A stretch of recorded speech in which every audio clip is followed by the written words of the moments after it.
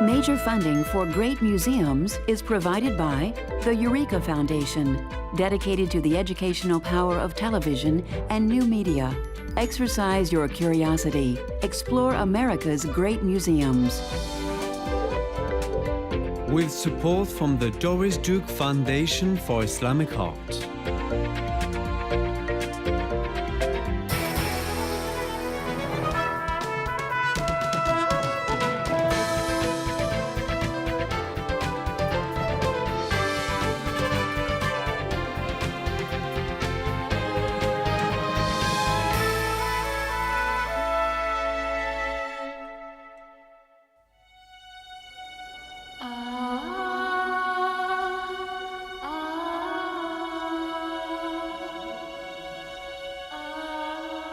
Today, at a pivotal moment in world history, two great museums beckon us to explore the splendor of Islamic art, lifting the veil on our shared cultural heritage.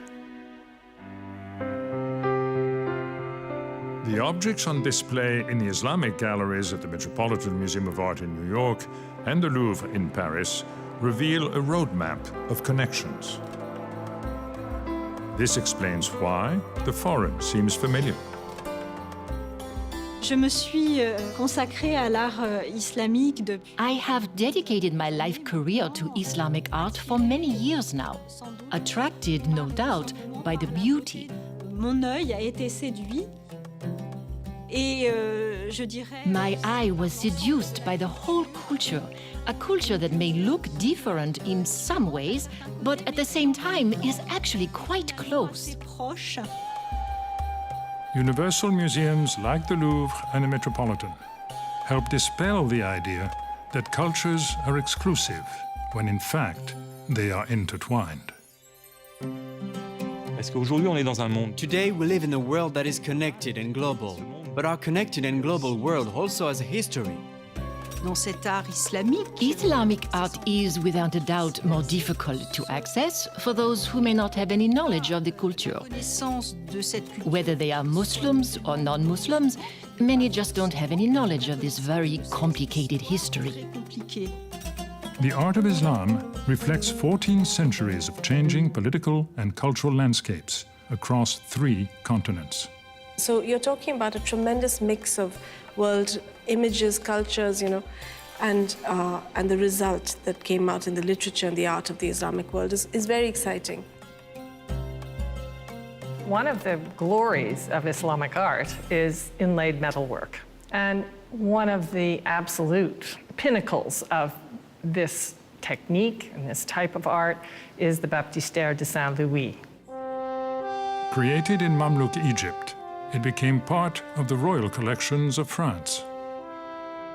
C'est un bassin en métal. It is a basin of metal, copper alloy, inlaid with silver, that was crafted in Syria or Egypt in the mid-14th century. Ce bassin va servir par la suite. And this basin will be used later for the baptisms of royal children, including Louis XIII.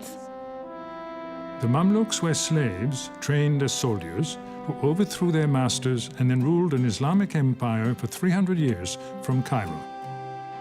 À l'intérieur du bassin, nous avons.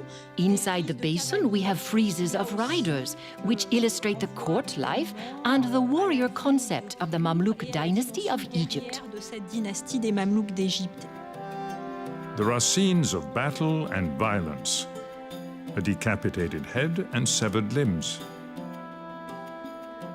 The interesting thing is, of course, that there was no resistance to using it for a Christian religious rite, baptism, even though it had been made by Muslim craftsmen. It worked just fine.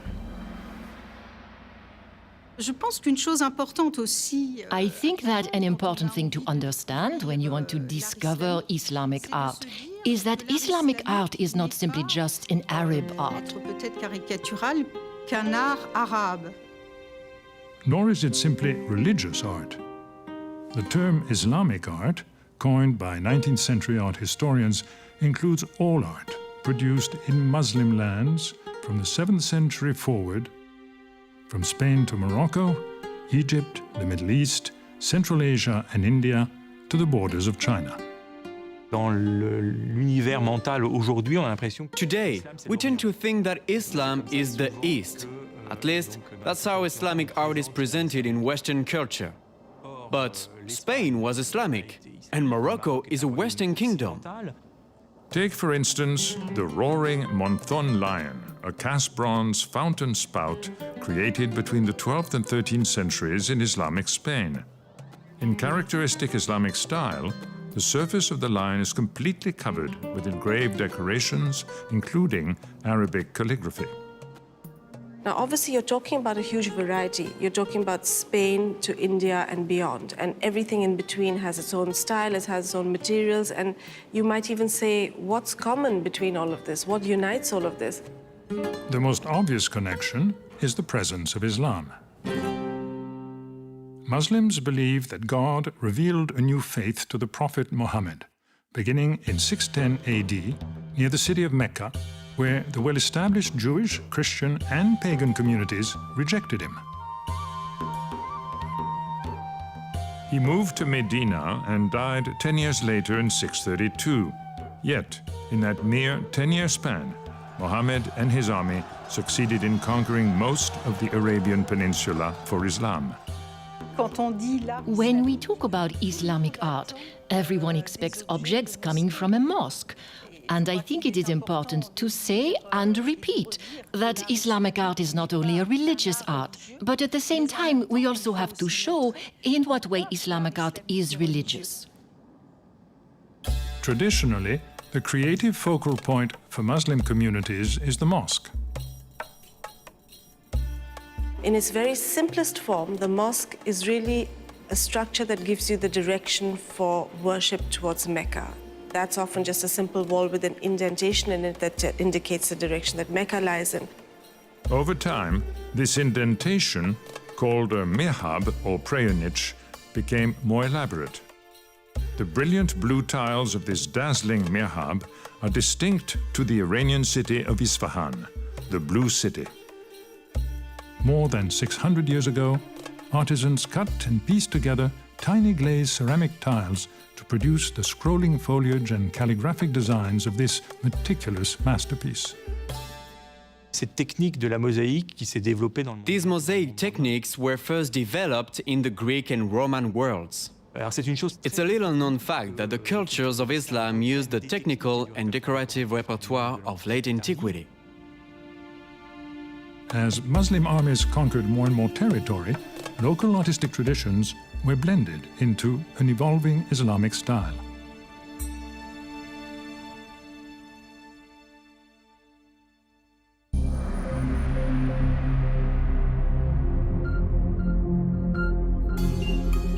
In the 12th century, Muslim artisans skillfully hammered and pierced copper to create the intricate openwork pattern of this mosque lamp.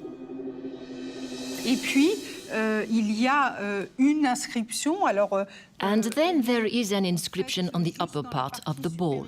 de la panse, c'est le Dieu unique et Dieu. There is one God, and God is God.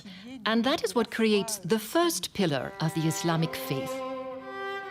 Designed to hang from the ceiling, the lamp filled the room with filtered light, symbolizing the presence of God. Pour moi, elle évoque. For me, it symbolizes the foundation of Islamic art. Il s'agit d'une lampe qui vient de le fameux dôme du. It is a lamp that comes from the famous Dome of the Rock, built by Abd al-Malik, one of the first caliphs in the Umayyad world, in the end of the 7th century. The Umayyads are responsible for the first great monuments of Islamic art and architecture. The Dome of the Rock in Jerusalem is the oldest Islamic shrine in the world, built on the site of a Roman temple. Et c'est une manière, je pense. And this is a symbolic way, I think, to show that the Caliph Umayyad is the new Roman emperor of this Mediterranean world. The Umayyads set up their new capital outside of Arabia in Damascus, Syria, an area that had long been exposed to the cultures and sensibilities of the Mediterranean world. Here they built the Great Mosque of Damascus, which employed forms and elements of classical art familiar to Westerners, like columns, vaults, and domes. We're talking about a territory that partly overlapped the ancient Roman Empire. We, at the Louvre, wanted to reiterate that continuity between antiquity and the Islamic world. At the Metropolitan, this bronze Umayyad pitcher from the 7th century shows the merging of Persia's 4,000-year-old artistic traditions with a new Islamic aesthetic. And it has this long handle, very elegant handle. And if you look at it, you see that it's actually a feline, perhaps some kind of a leopard or mountain cat that's elegantly stretched its whole body over to form the handle. But what is it doing? All around the rim is a goose that it's chasing. It's hunting a goose. It's really the great Persian theme of hunting, which informs so much of Persian art. But the body represents a transition in taste from figural art to repetitive designs. Elaborate patterns of scrolling vines, geometric shapes, or calligraphy often point to an Islamic influence. Calligraphy is a way to reproduce the written word through an artistic drawing. Ça n'est pas un hasard s'il y a Obviously, calligraphy as a core component of Islamic art is not a coincidence. It is fundamentally related to the fact that the Islamic world is an entity, with Islam as its dominant and official religion. l'islam. Arabic calligraphy is found everywhere in Islamic art. The hull of this galleon glows with sweeping golden strokes. A closer look shows the image to be a calligram, composed of calligraphy. The writing of calligraphy was considered the highest art, more important than painting and other arts, because it was devotional and because, of course, the first thing that a great calligrapher would do would be to copy the Quran. The Quran is the holy book of the Muslims. It is the revelation handed down from God to Muhammad. It is canonical. No word in the Quran changes. They are the same words that were written down after Muhammad recited them in the 7th century. Ce manuscrit, il s'agit d'un Coran d'époque. This manuscript is a Quran from the time of the Mamluk Sultanate. It was made in Egypt, in Cairo, at the end of the 14th century. The back of the book is actually the front. Arabic, like Hebrew, is read from right to left. Et ensuite, nous avons And then we have a double opening page with a particularly elegant design. un corps particulièrement soigné, avec Again, with a frame to highlight all its splendor. encore garder toute sa splendeur. Et nous avons les premières And we have the first verses of the Quran that were copied on a delicately decorated background with plant foliage dotted with lotus buds. It's natural that a beautiful, sacred book would need to be displayed with elegance and respect. Bookstands like this one, called ralas, were the focus of artistic enterprise throughout the Islamic world. It's made from a single piece of wood that would have had to be split and separated so that it falls in the form of an X. But if you stand it up together, you can see that it was essentially formed from a single piece of wood. On the sides of this bookstand, you find extraordinary, very fine, very deep carving. And if you look at it closely, you realize that it's been conceived of on 3 different levels. You have almost secret, hidden inscriptions at the very deepest level. God's name and the sacred name of the Prophet underpin everything else that you see. Sacred writing is woven into every aspect of Islamic life. The 99 names of God are stitched around the circumference of this prayer rug at the Louvre. Puisqu'en islam, on a cette manière... In Islam, there is a way to evoke God through a number of names and adjectives, and they are all mentioned here. Ici, tous mentionnés. Vous avez aussi You also have many inscriptions, and that makes this rug of a high quality. It is very, very difficult to weave the inscriptions because you must be very precise, and as you know, writing is very important in Islamic art. Arabic script in the Quran was the physical manifestation of God's message. As the empire spread beyond its early borders, the prophet's native tongue became the official language, tying religion to power and the Arabian identity.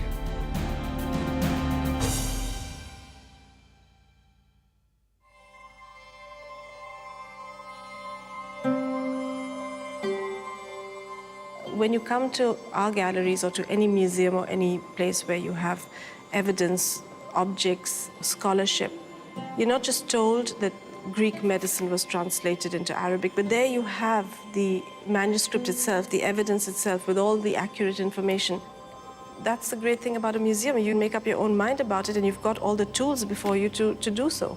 And that is really very empowering.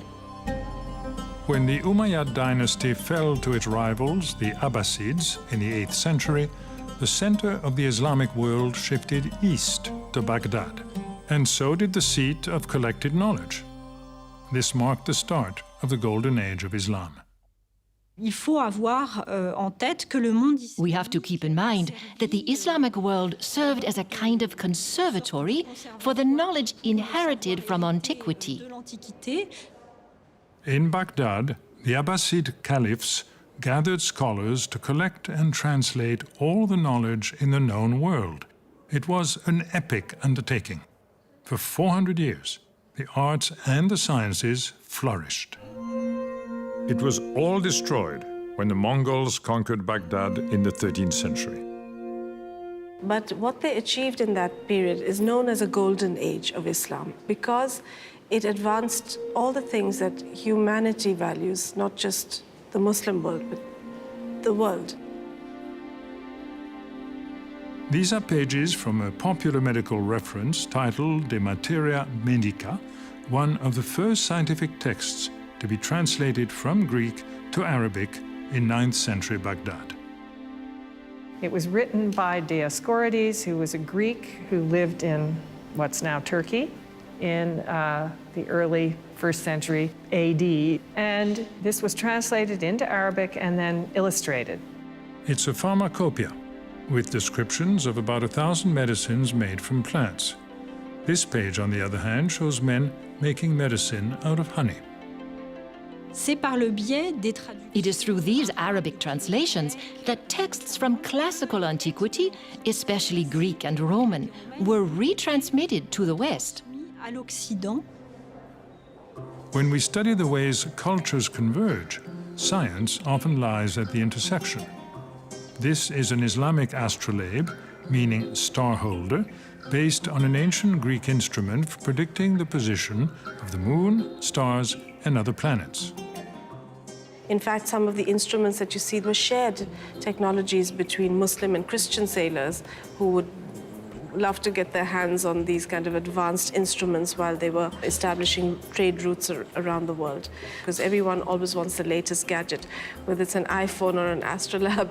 It's a kind of unifying interest.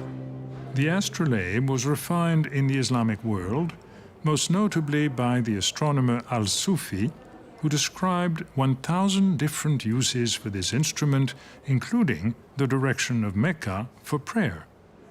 Here we have a manuscript, which is the Book of the Images of the Fixed Stars by As-Sufi.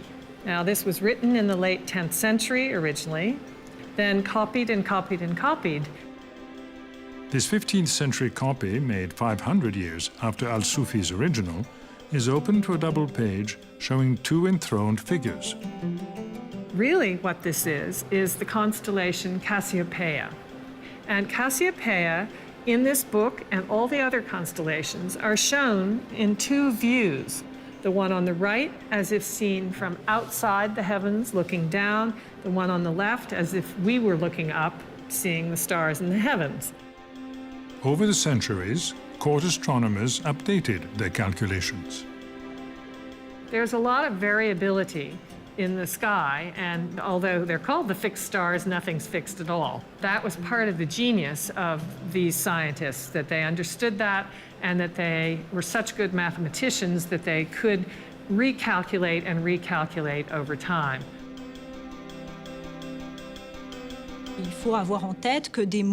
We must keep in mind that familiar words like algebra or algorithms are originally from Arabic. And this domination in geometry and algebra directly influences their artistic productions. The sophisticated application of geometry can be seen in this elegant vaulted ceiling from Mamluk Egypt.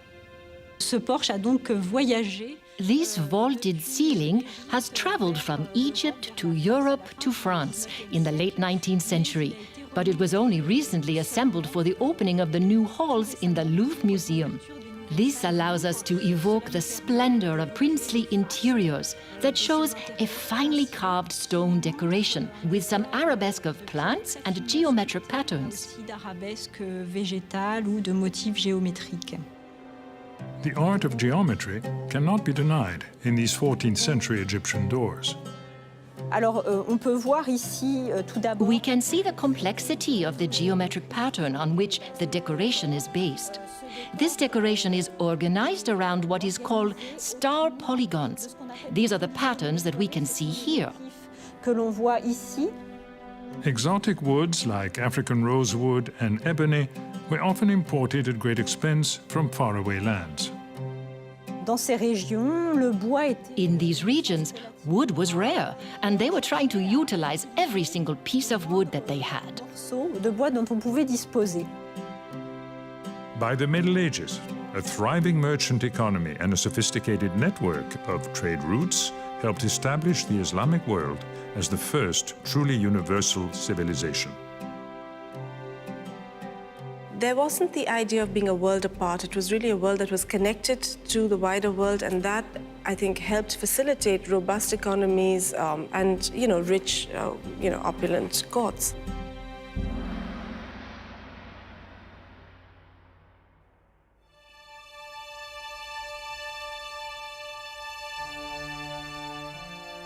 Architecture is one of the glories of Islamic art across the Islamic world. From Spain to India, one can think of the most notable buildings in the whole world, most famous buildings, and they are Islamic.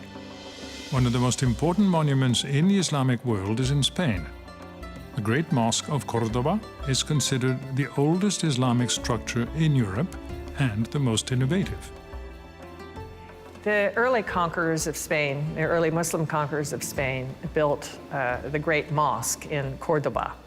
The beautiful mihrab, the marvelous multi-layered arches with a kind of striped or ablak decoration. The mosque's unique style is distinct to Moorish Iberia, where a confluence of cultures caused the Spanish lands to develop differently from the rest of Europe. The Arabs had come in the 8th century, but the Iberian Peninsula was inhabited by Christians and Jews at that point. There for a while, people really seemed to live in peace with one another and tolerance. This courtyard at the Metropolitan Museum of Art celebrates the artistic harmonies created by these overlapping cultures. It was constructed inside the museum by artisans from the imperial city of Fez in Morocco. We wanted to create a Moroccan court because it's related to the gallery for Western Islamic art, the art of Spain, North Africa, and southern Italy, the 8th centuries of Islam in Europe. And we also wanted to bring the hand of a kind of living craftsman to our galleries. The starting point for the Moroccan court was 4 freestanding columns from the 15th century, original works of art. But everything that's carved around them, the stucco above and the woodwork and the tile work, is all modern, and it's all been made in an appropriate style by these living craftsmen. Out of 40,000 craftsmen in Fez, the Met chose the Naji family company, run by 4 brothers and their father. We are 7th generation in this business, but for me and for my family, it's unlike any other project that we ever undertaken, because this will serve as reference for scholars to learn more about the Islamic architecture. We were working in Morocco for almost 6 months, in which we fabricated all the loose tiles. The cut tile pieces were then fitted together on the floor like a puzzle, but upside down, before being set in a concrete mortar. We had to get some variation of colors. For instance, 3 shades of blue, there are 2 shades of green, so it has the characteristic of an ancient, antique panel. The wood was carved in Morocco out of cedar from the Atlas Mountains of Fez. We used some of the best wood carver in the city. The plaster was carved on site by master craftsmen who excel in sculpting arabesque or flowing vegetal compositions. Designs were laid down with stencils, then fashioned by hand using special tools. For us, we were transported back to the year 1300. For instance, the plaster on the walls, they were smoothing it with their hands.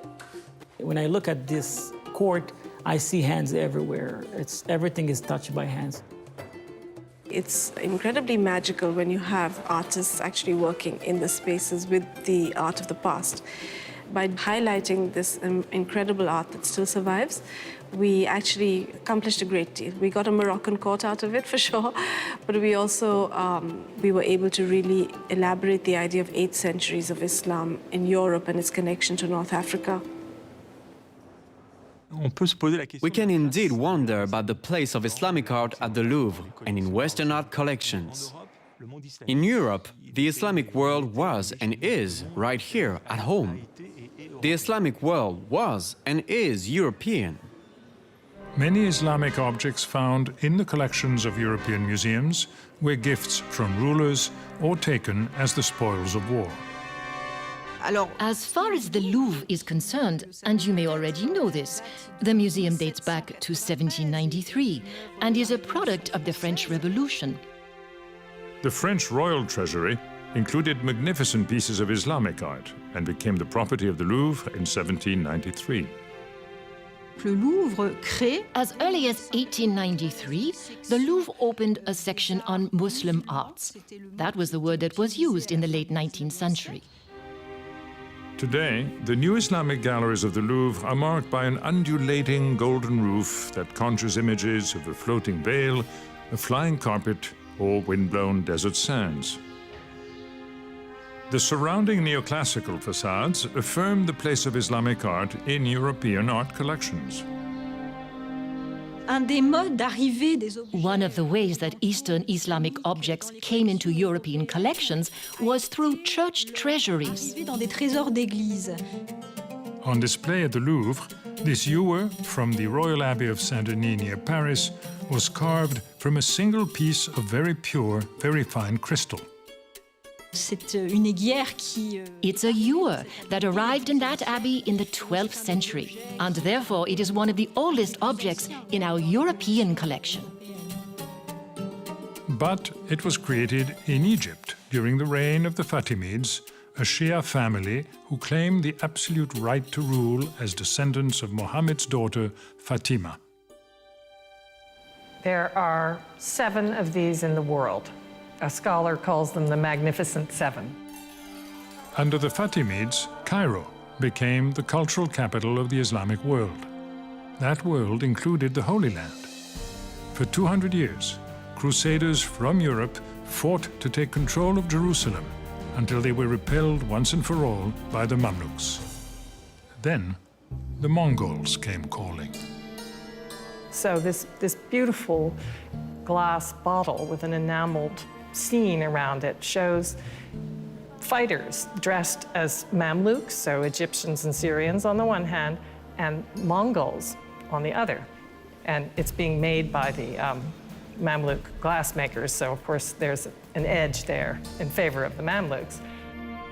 In Islamic Egypt, the Mamluks elevated the ancient craft of glassmaking to a fine art. Their gilded and enameled mosque lamps were coveted well beyond the borders of Islam and exported far and wide.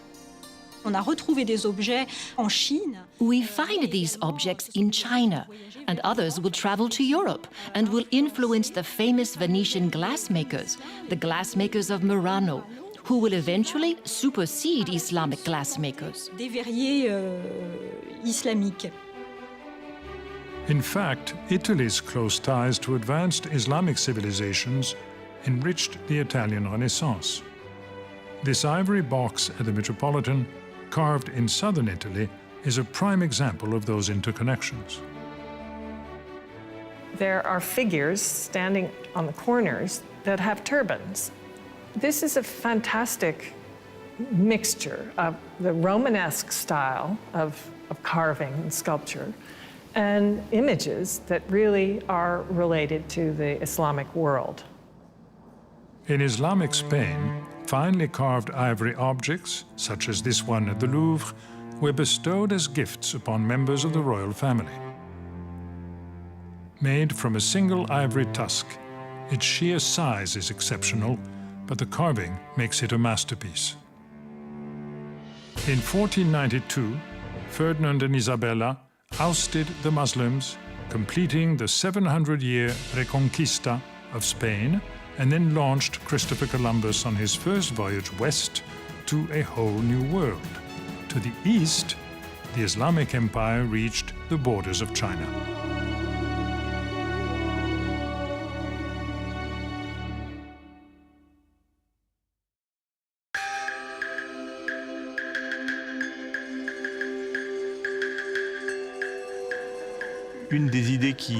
One of the ideas at the heart of the presentation is not to isolate the cultures of Islam, but to show that they were like other cultures, intermediaries. At the Louvre, this 13th century dish shows the influence of Chinese ceramics on Islamic pottery. Alors d'abord, ce qui est le... So first, what is the most Chinese, I would say, in this dish is its color, this turquoise color. It was made in Iran by imitating the technique of celadon glaze. Du céladon. Ces céramiques chinoises. The Chinese ceramics with a single monochrome color, usually green or blue colors, began very early in the 10th century and were supposed to imitate jade. Les jades.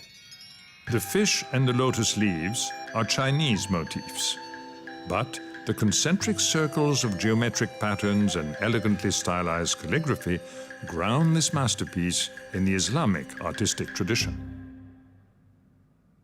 Mais souvent, des œuvres comme celle-là, elles témoignent. Oftentimes, pieces like these reflect a technique that was born, for example, in China, which was mastered in the Islamic lands and which was then passed on to the West. So you can see the continuity.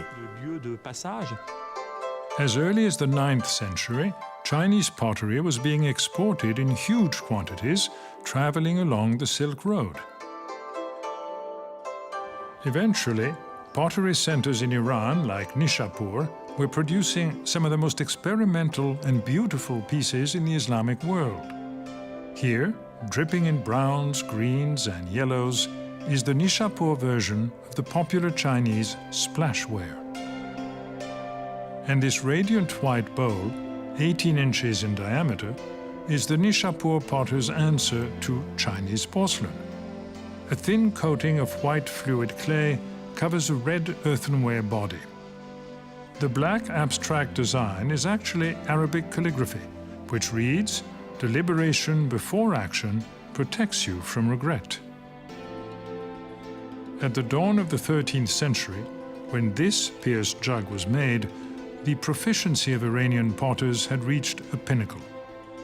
Technically speaking, the jug is remarkable because it has two layers. It has an outer pierced layer of vegetation inhabited by fantastic animals, such as harpies or sphinxes, so human-headed lions, human-headed birds. But this profusion of fantastic beasts was there to protect the owner. These star-shaped tiles contain astrological images of the zodiac. Et ici, la représentation... Here is the image of the astrological sign of Leo, with its associated planet, the sun, in the back. Et ces carreaux, ici... And these tiles here were certainly made in the city of Kashan. Dans cette ville de Kashan. The potters of Kashan were famous for delicate tiles in the shape of crosses and the skillful execution of the metallic luster technique. Il s'agit d'un décor qui est peint sur une glaçure opacifiée. The design is painted on an opaque glaze, usually white, using metal particles, mixing copper and silver. And then a fairly complex firing results in this shimmering reflection, a metallic hue that sometimes resembles gold. Notamment. Ceramics of this quality and complexity required technicians and artists. And there were also calligraphers who collaborated with the ceramic workshops to achieve this type of extremely precise inscription. Here we have a Quranic inscription.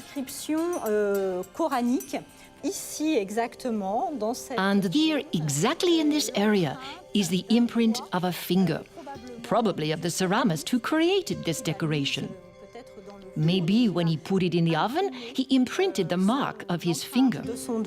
C'est un petit accident de... It's a little accident during the production, which leaves us a very touching trace from the artist who created that work. Kashan's pottery industry somehow survived the Mongol invasion of the 13th century. But traces are all that remain of medieval Nishapur, which was destroyed along with other Iranian cultural centers. Genghis Khan placed all of Eurasia under Mongol rule. So here we have a representation of Iranian society just before the arrival of the Mongols.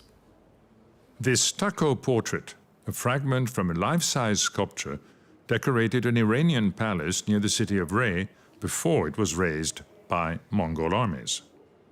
I think it is interesting when we talk about Islamic art, we think it is a religious art and that the Quran forbids human representation. In truth, figures are only forbidden in religious art and architecture. The human figure is quite present everywhere and all the time in Islamic art. In time, Khan's successors, the Il Khans or Lesser Khans, created a new world order and placed themselves at the very center. This painting of Jonah and the whale is based on the Compendium of Chronicles, written by Rashid al-Din, a Jewish official in the Ilkhanate court. It is considered the first attempt at a true world history. Part of the motivations were in order to actually put the new conquerors of Iran into the story of Iran. So they were kind of writing themselves into world history. Jonah and the angel are shown with Mongol features, and the angel is dressed in traditional Mongol clothing. Ultimately, key Mongol rulers accepted the Muslim faith. This is one of the largest Qurans ever made. Each line of script is over 3 feet long, and each page was originally over 7 feet tall. It was made for the brutal conqueror of Central Asia, Tamerlane, who saw himself as the rightful successor to Genghis Khan, as well as the sword of Islam. The calligrapher who copied these lines, Omar Akhta, actually was a master calligrapher who first came to Tamerlane and presented to him the tiniest Quran you could imagine. Tiny, tiny writing. Well, he presented this virtuoso Quran to his patron, Tamerlane, who was not impressed at all. So this could be really a big problem in those days if Tamerlane wasn't pleased with you.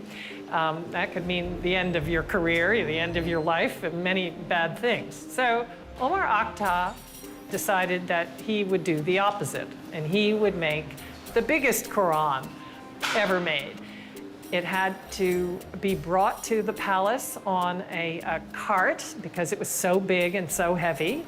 When he presented it to Tamerlane, the Sultan was very happy.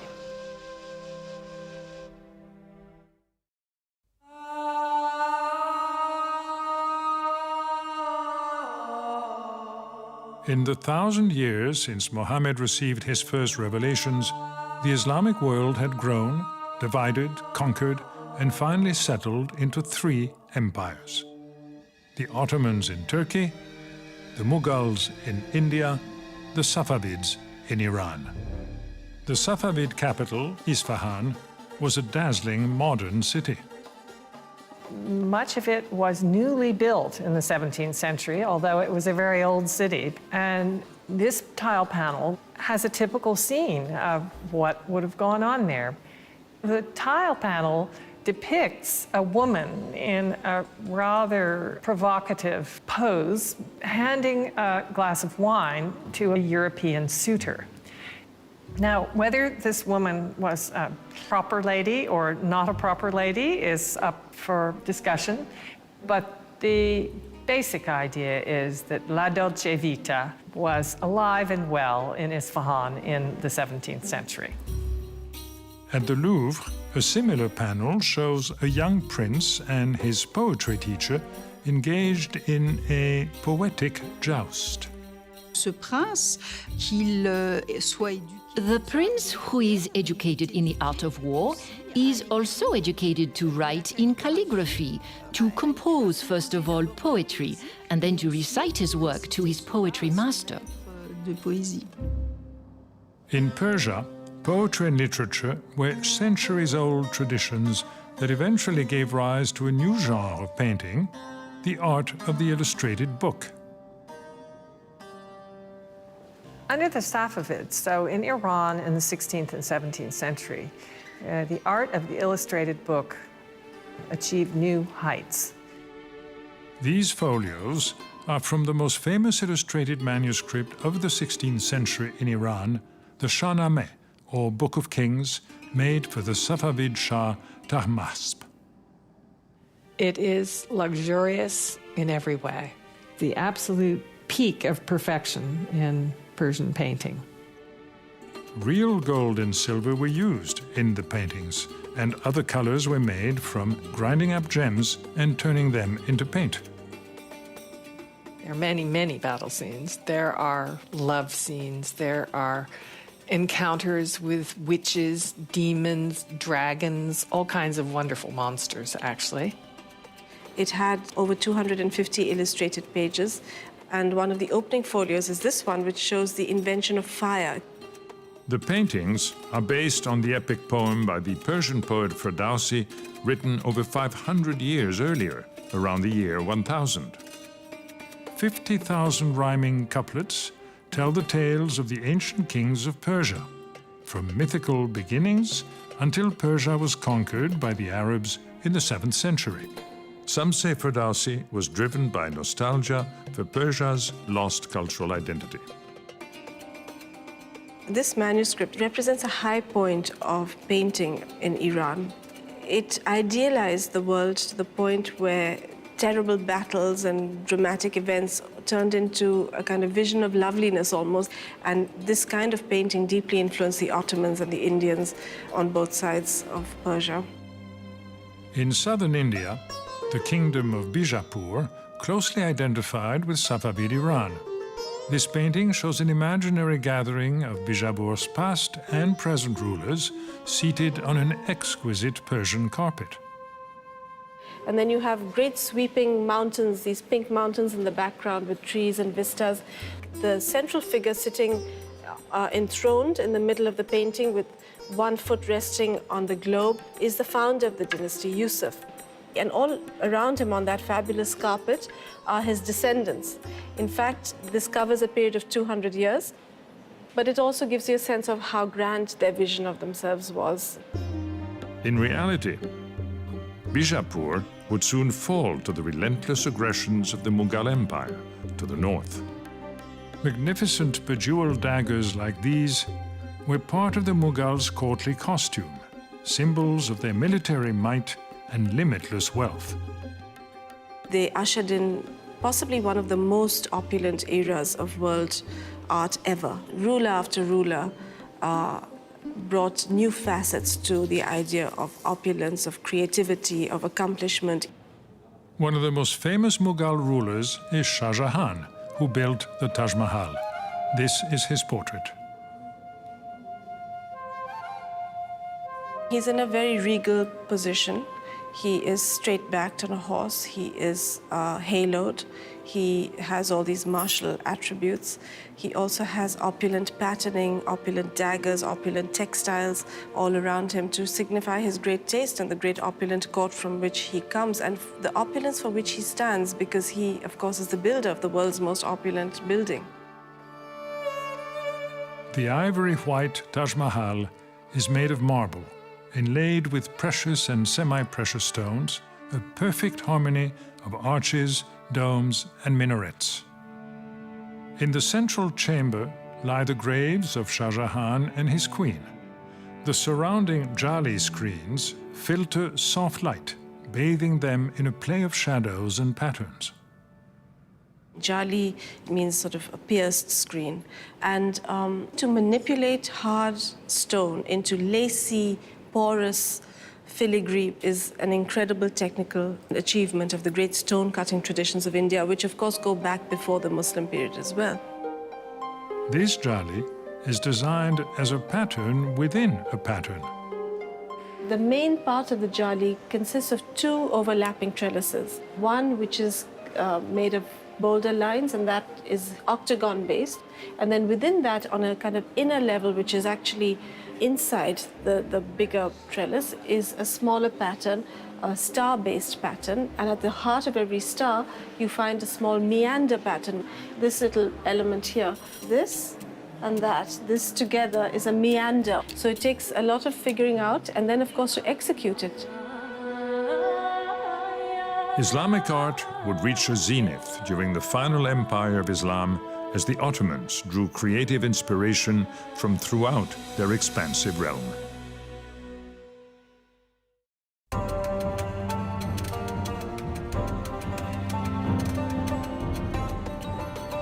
This is the official insignia, or tugra, of Suleiman the Magnificent, the greatest ruler of the Ottomans, Islam's final empire. Ribbons of ink reveal the Sultan's name and title amid watercolor fields of flowers and real gold.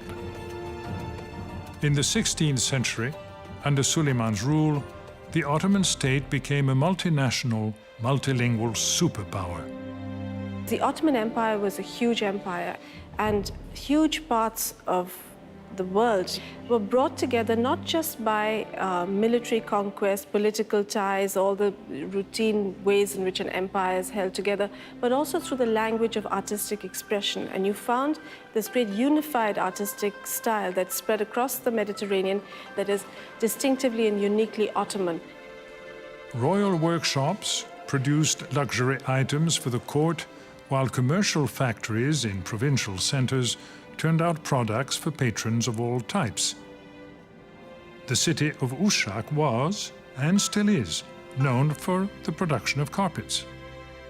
Uşak carpets are particularly famous for this great medallion style that you see. You see that the central medallion is complete, but on the edges, each of the medallions has actually been cut off in half. And there's a reason for that. You create the illusion of infinite repetition. And the idea of infinity really alludes to the divine. And so there's a very high ideal woven into the fabric, in one sense, of these carpets. The factories in Iznik produced refined ceramics with splendid designs, like this plate with a peacock surrounded by feather-like saz leaves. Et saz, en turc, est un mot qui a une signification assez proche de forêt enchantée, justement.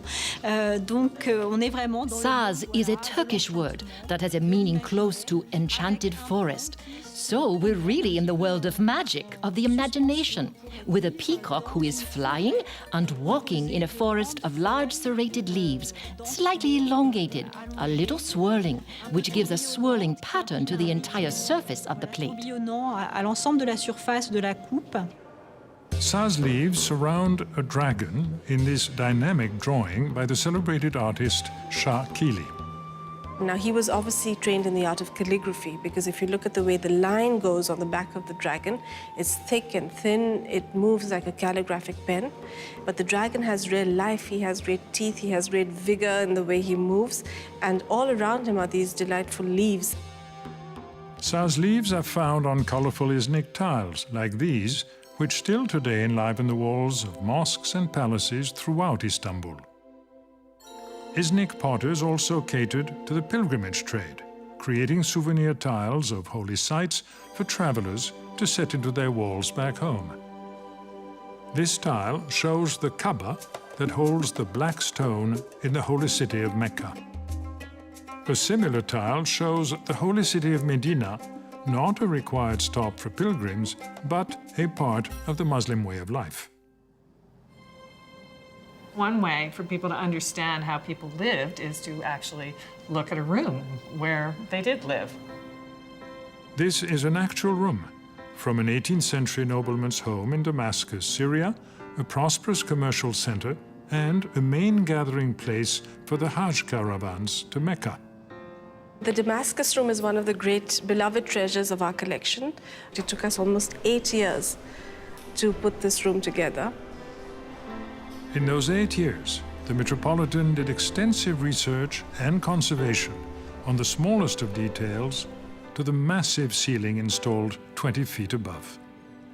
The room has tulip designs, for example, that are very much from a period in Ottoman history when there was a great tulip rage going on. So you have these sort of delightful tulips all over. And then you also have a strong imprint of mamluk design, where you had very powerful geometric forms and banding of a certain type and medallion-based decoration. And you see that in the ceiling. You see that in some of the wall panels as well. There is Arabic poetry around the cornice, and the poetry praises the house, praises the owner of the house, and praises the Prophet Muhammad. In the meantime, some of the imagery on the panels on the walls is really borrowed from European sources. The Damascus room reflects a cosmopolitan climate firmly rooted in tradition. The Ottomans were enduring, but not eternal. After World War I, their empire was divided up by the Allies. A new term emerged, the Middle East. Syria became a French mandate. In 1929, a team of French experts working with local artisans to restore the Great Mosque of Damascus made an important artistic discovery. Parmi les trésors du département. Among the treasures of the Department of Islamic Art at the Louvre is a set of 9 mosaic reproductions from the Great Mosque of Damascus.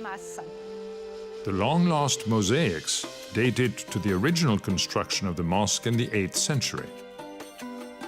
For 1,000 years, the mosaics were celebrated throughout the known world until they were completely covered with plaster in Ottoman times. This not only hid them, but preserved their original colors. Photography in those days was black and white, so the team set out to make paper reproductions in color. Et donc, vous avez ici une photographie montrant... And here we have a photograph that shows the artists executing these reproductions on small pieces of paper that were then assembled together. And if we come closer, we can see that each tessera tile of this mosaic was made 1-to-1. So this is a beautiful reproduction. Rediscovery and discovery of a shared cultural heritage inspire the scholars who research, conserve, and curate Islamic art at the Louvre, the Metropolitan, and other great museums. Je suis profondément convaincue que l'enrichissement individuel... I am deeply convinced that personal growth comes from understanding of others. I choose to gain that insight through art, because art is what brings us closer to the depths of a civilization's personality. D'une civilisation. I really believe now that these galleries are the antidote to Islamophobia. And even people who are set against the ideas behind these things cannot avoid being taken in, pulled in by the beauty of the objects. Art, whether it was made centuries ago or yesterday, can be a catalyst for cultural understanding. Alors oui, cette responsabilité. So yes, this responsibility is enormous, but it is also a wonderful opportunity, almost like a utopia, to change the world. Museums can change the world. I know that's asking for a lot, but in fact, I believe it's very simple because you just have to take that first step on the path of something that's beautiful and positive, and you find yourself going in that direction without too much difficulty.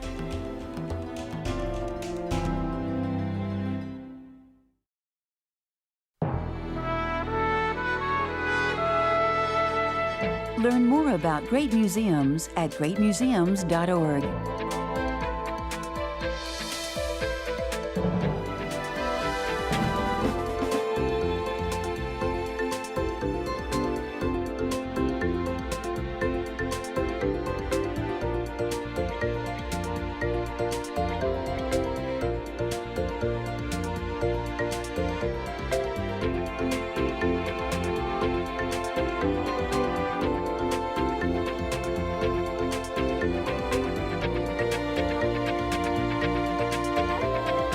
Major funding for great museums is provided by the Eureka Foundation, dedicated to the educational power of television and new media.